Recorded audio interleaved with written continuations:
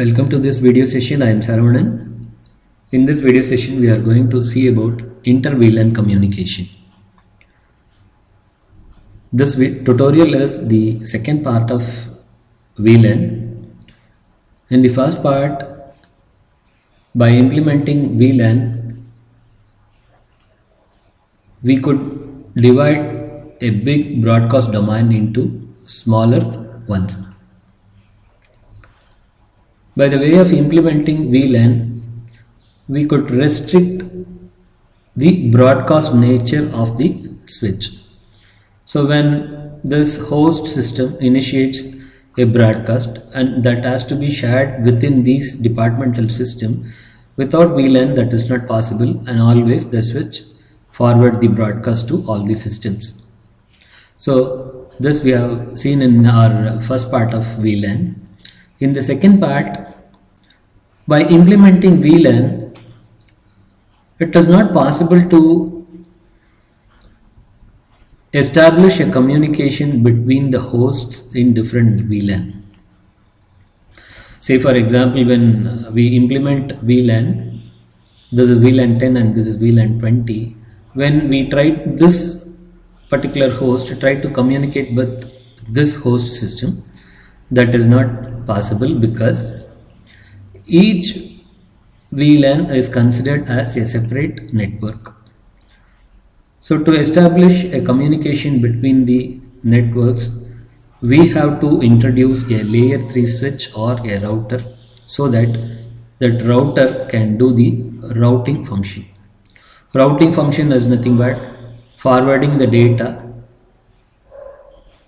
between different networks. So in this VLAN, now we introduce a router, and this router is connected with the fast Ethernet port 10 of this switch. So it is not yet configured. In the first part, we have created VLAN 10, 20, 30. All these are under one LAN network under the switch.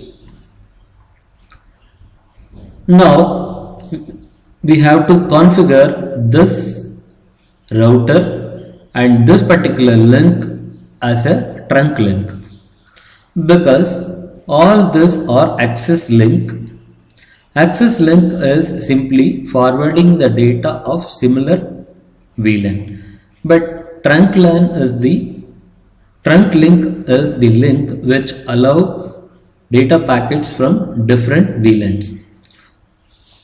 So let us see how to configure this. Enable configure terminal. This is connected with fast Ethernet 0 of router.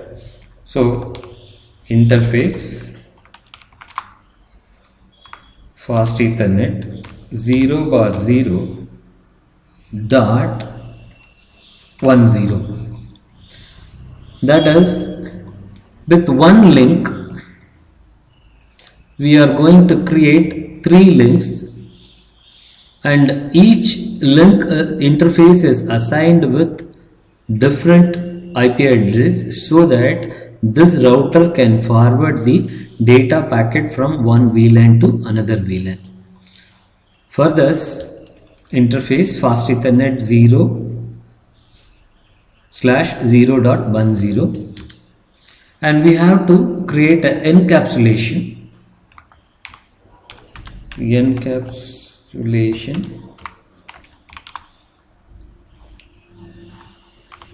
dot 1Q followed by an ID, and after that we are going to assign IP address for this interface. IP address 192.168.1.1 255.255.0 exit. In the same way, create 2.20 an encapsulation followed by 20. Assign an IP address.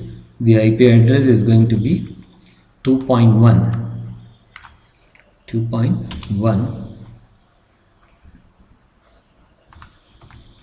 exit, create 3.0 encapsulation 30, assign IP address 192.168.3.1, enter, exit. Now interface fast Ethernet 0/0, give no shutdown command. This will enable from shutdown state to enable state. Okay. Now we can see the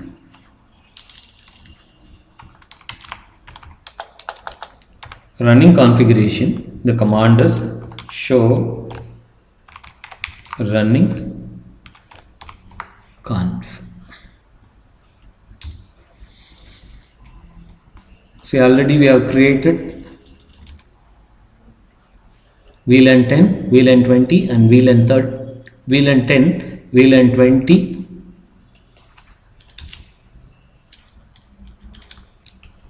and 30. Port number 7, 8, 9 are under VLAN 30 and port number 1, 2, 3 are under VLAN 10, 4, 5, 6 are under VLAN 20. And the Ethernet port 10 is configured as a trunk link. As I told you, if we create a trunk link, the trunk link will allow the data packets from different VLAN. Okay. Now let us try to communicate from this host to this host.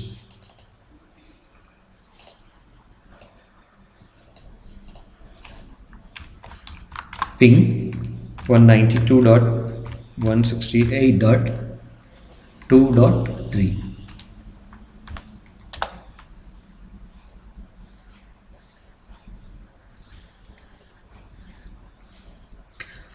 That's it. Now we could communicate from a host which is from one LAN to another host which belongs to different VLAN. So this is the way we can create a inter-VLAN communication. Let us see the running configuration.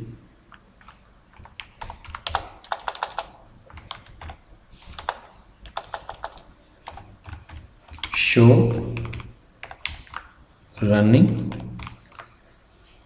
config.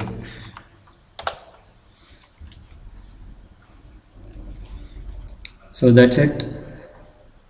These are the commands to create from one interface to different interfaces, from fast Ethernet 0/0 to fast Ethernet 0.10, and we have to create an encapsulation command, and each interface has to be assigned with different IP addresses, and these IP addresses are supposed to be assigned as a gateway for this system.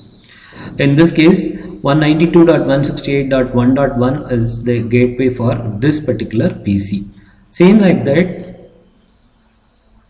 this IP address 192.168.2.1 is the host default gateway for these three hosts within this VLAN 20. Sorry, if you see this. So 192.68.2.1 is the default gateway for this VLAN 20 systems. So this is the way we can establish a inter-VLAN communication. Thanks for watching. Thank you very much.